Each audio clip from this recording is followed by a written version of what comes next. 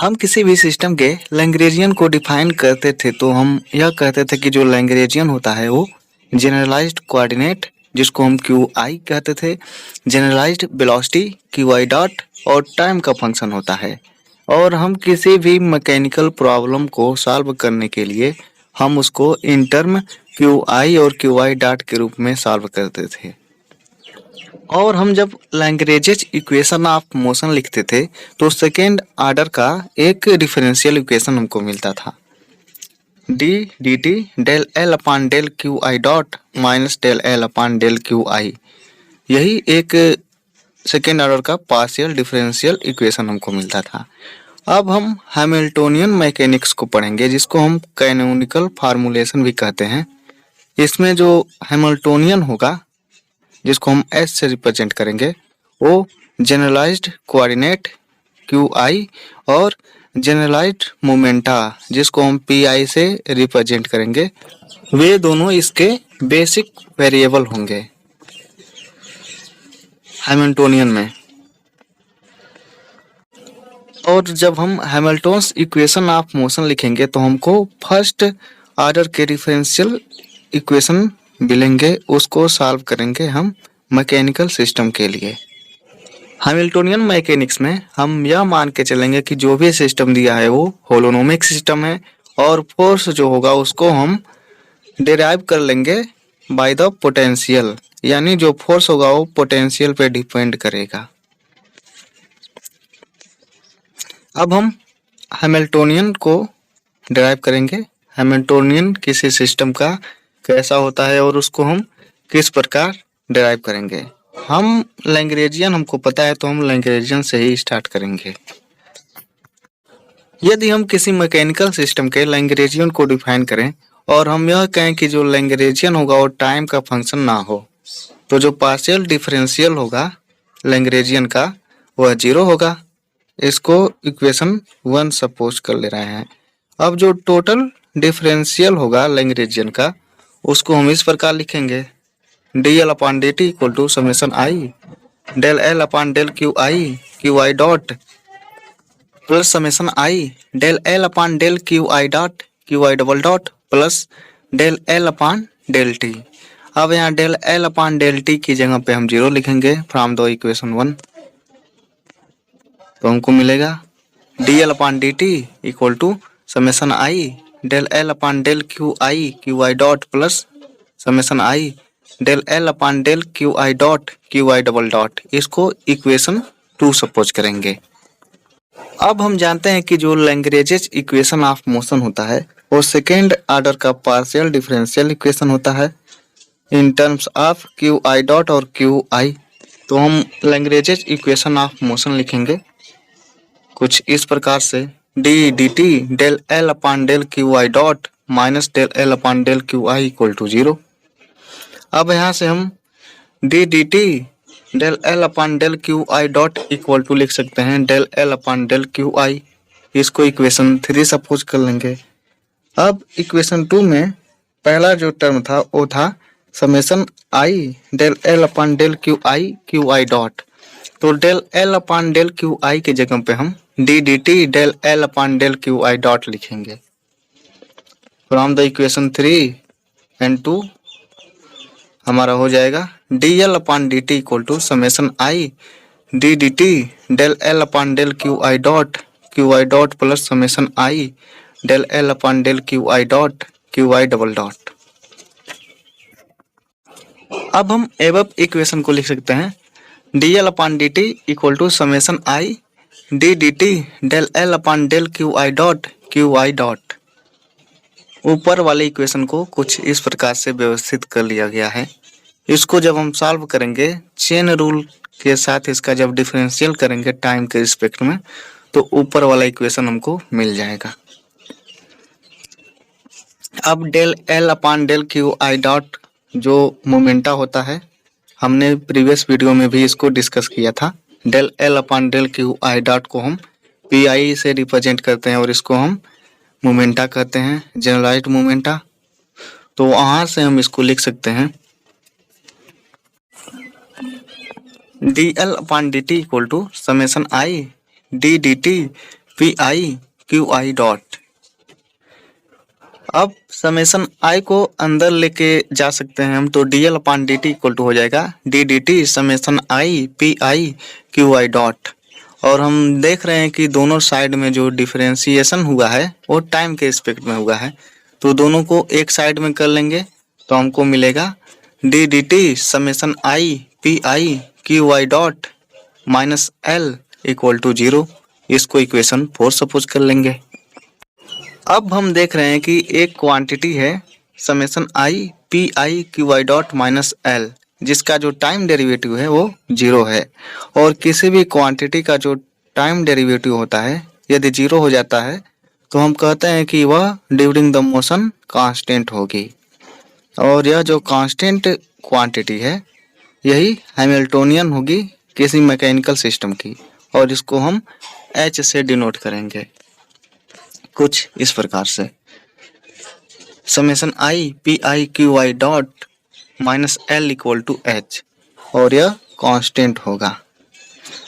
Q I dot जो होगा वो Q1 dot Q2 dot dot dot dot Qn dot के लिए होगा, और पी आई जो है वो del L upon del Q I dot है। और इस एक्सप्रेशन से हम पी क्यू आई डॉट को हम पी आई के टर्म में लिख सकते हैं। तो हम यह कहेंगे कि जो हैमिल्टोनियन होगा किसी भी सिस्टम का, मैकेनिकल सिस्टम का जो हैमिल्टोनियन होगा वो पी क्यू और टी यानी मोमेंटम, जनरलाइज्ड कोऑर्डिनेट और टाइम का फंक्शन होगा।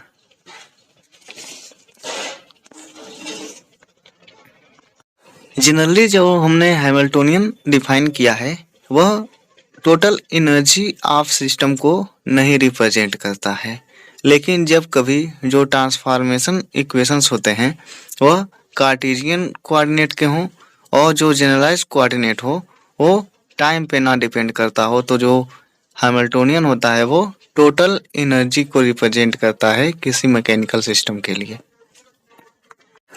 अब हम हैमिल्टन्स इक्वेशन ऑफ मोशन को डिराइव करेंगे।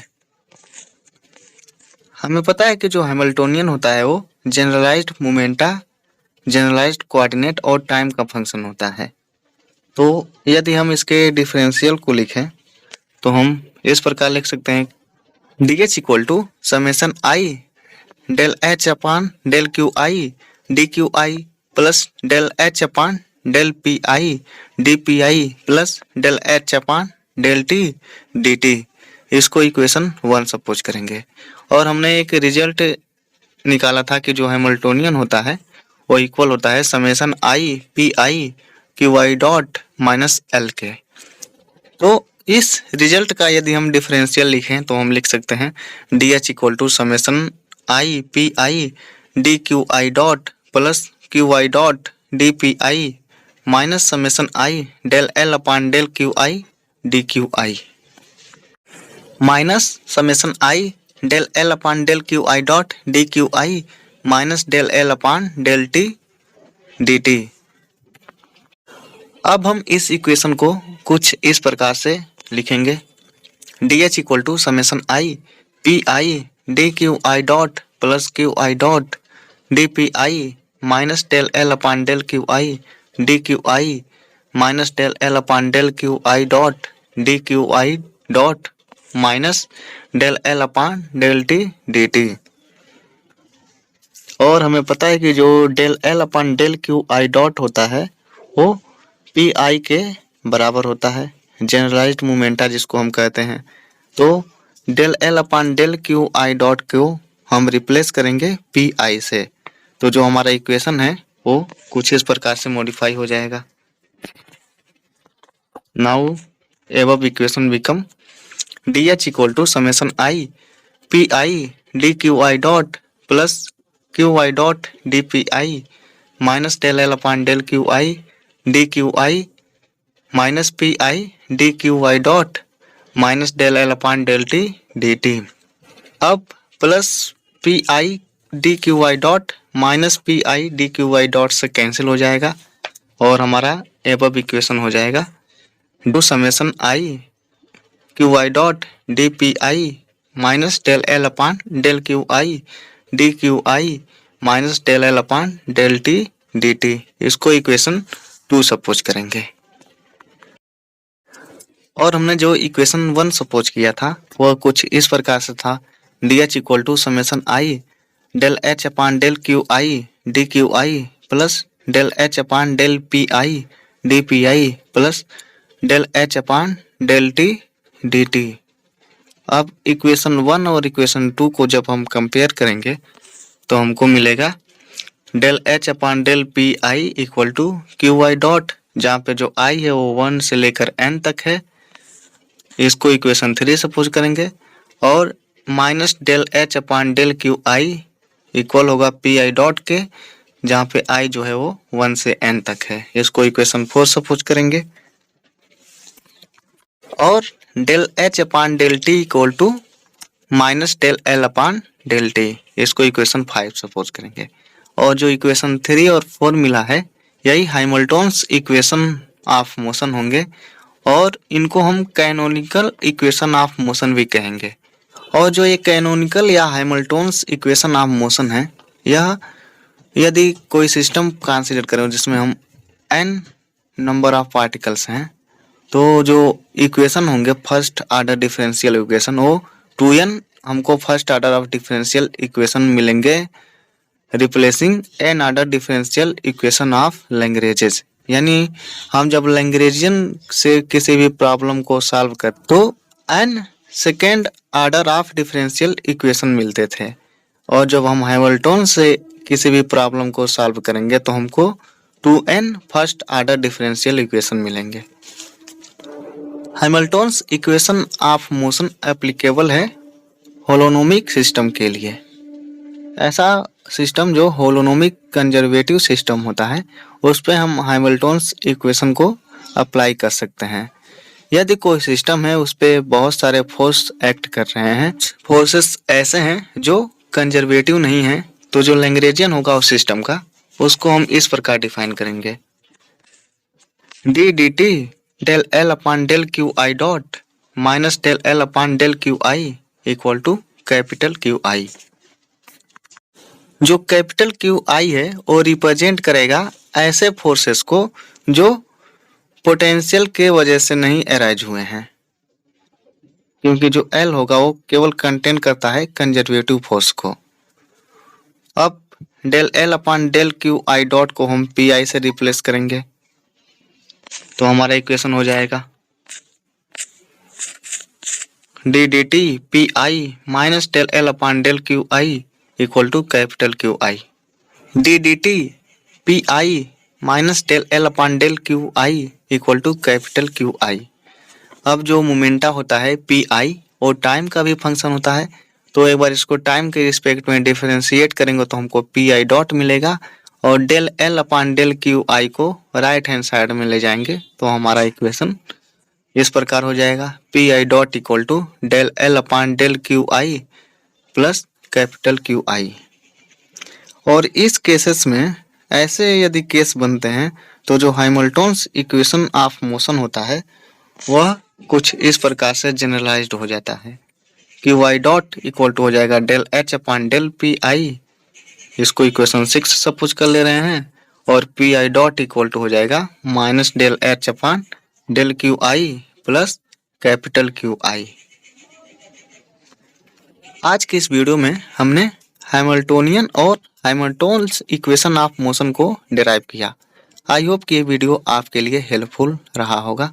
मिलेंगे अगले वीडियो में इसी टॉपिक को आगे बढ़ाते हुए, तब तक के लिए धन्यवाद। और हाँ, यदि आप हमारे इस चैनल पे नए हैं तो इस वीडियो को लाइक करें और हमारे चैनल को सब्सक्राइब करें ताकि आने वाली वीडियो में ज़रूर मुलाकात हो। Thanks for watching.